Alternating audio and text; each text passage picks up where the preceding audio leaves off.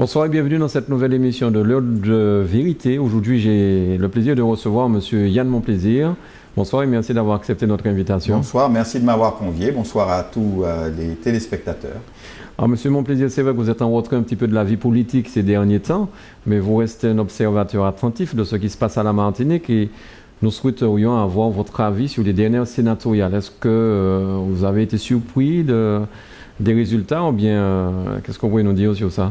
C'est vrai que j'ai pris un peu de recul. Il est quelquefois bon de prendre un peu de recul pour prendre à la fois le temps de la réflexion et puis en même temps parce que les circonstances peuvent aussi, notamment mes activités, mon engagement professionnel et les difficultés récentes de notre économie m'ont conduit à consacrer beaucoup plus de temps à ma vie professionnelle, mais aussi je voulais prendre un peu de recul, je voulais prendre un peu le temps de la réflexion, je voulais observer un petit peu toutes ces choses qui sont un peu troublantes, ou en tout cas où on a du mal à s'y retrouver quelquefois.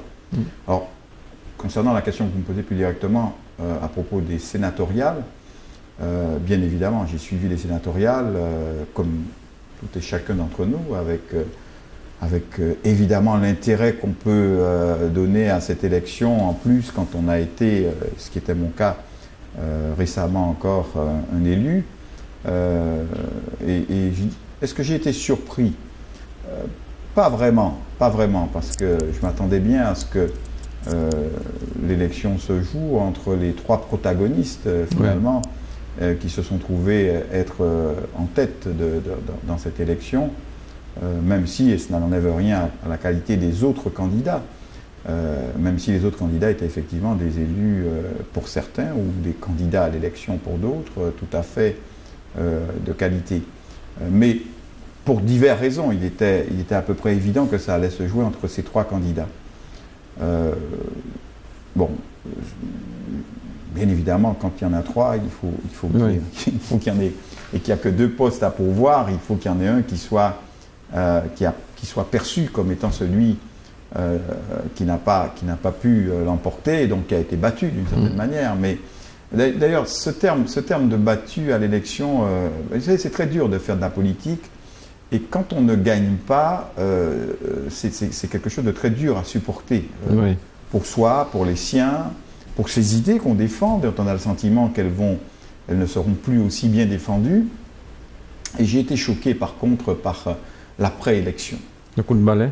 Oui. Je crois qu'il faut qu'on arrête avec ce genre de pratique. Une élection n'est pas un combat de coq. Ceux qui se présentent, ils se présentent pour servir leur pays. Ils ont très souvent été d'ailleurs de grands serviteurs de leur pays, en l'occurrence le président Claude Lise, dont j'ai été l'adversaire politique au Conseil général, mais toujours avec beaucoup de respect.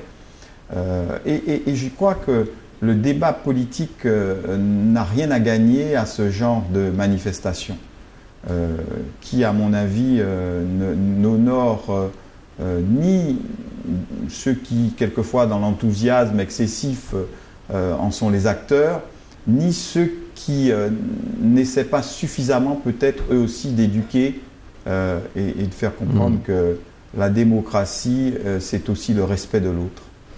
Alors, Claude Lise, qui justement a perdu la présidence du Conseil général, cette élection sénatoriale, est-ce que vous pensez qu'il va jouer un rôle important dans les législatives à venir dans la vie politique martiniquaise? Oui, très sincèrement, moi, je ne suis pas de ceux qui pensent que Claude Lise a terminé sa carrière politique. En tout cas, il lui appartient de dire si... Et d'après ce que je sais, il a indiqué qu'il n'a pas terminé sa carrière politique. Mais il est évident que même s'il n'était plus candidat, il continuerait encore à peser. Et qu'il a été suffisamment et longtemps présent, et encore il l'est, puisqu'il est encore élu, il est encore conseiller général. Même si c'est vrai qu'il a été... il a subi les revers électoraux récents, donc je ne peux pas croire qu'il n'aura pas son mot à dire, et de toute façon sa voix est entendue. Est-ce que vous pensez que c'était un combat de trop? Certains disaient qu'il n'aurait pas dû se présenter, que c'était prévisible. Qu'est-ce que ça veut dire un combat de trop? Vous savez, tant qu'on a des convictions, tant qu'on a le sentiment qu'on peut servir, tant qu'on a des idées, il faut se présenter aux élections. D'abord, il y a le débat politique qui est intéressant. Le débat en soi est intéressant. Participer, même ceux qui n'ont pas gagné, ils amènent des idées. on a entendu des hommes de qualité s'exprimer.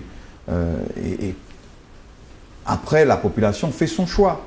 Donc, il n'y a jamais de combat de trop, à mon sens, en politique, tant qu'on a le sentiment, et tant qu'on a le sentiment qu'on peut servir, et tant qu'on alimente le débat politique. Alors, l'Alliance Nouvelle, donc le PPM et les alliés, aujourd'hui, ils ont tous les pouvoirs en main.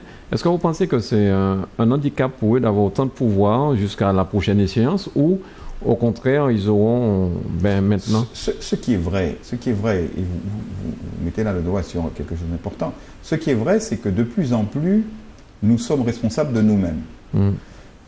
Et nous continuons à nous cacher derrière le prétendu rôle de l'État.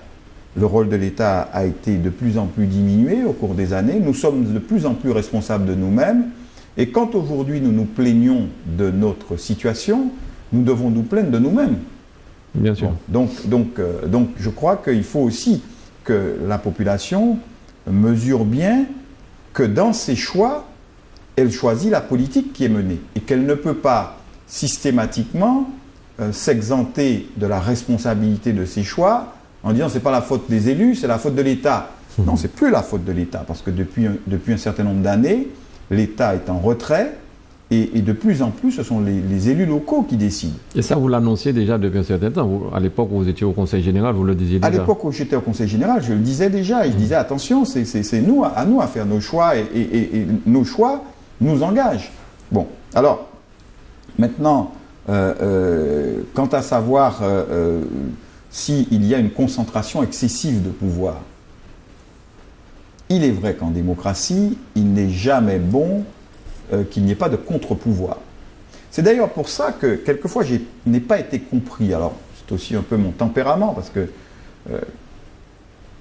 quand j'ai des convictions, j'aime les exprimer. Je les exprime peut-être avec force, mais c'est vrai que j'aime exprimer mes convictions et je pense que je le fais toujours en respectant l'autre, toujours avec correction, mais c'est vrai avec une certaine force.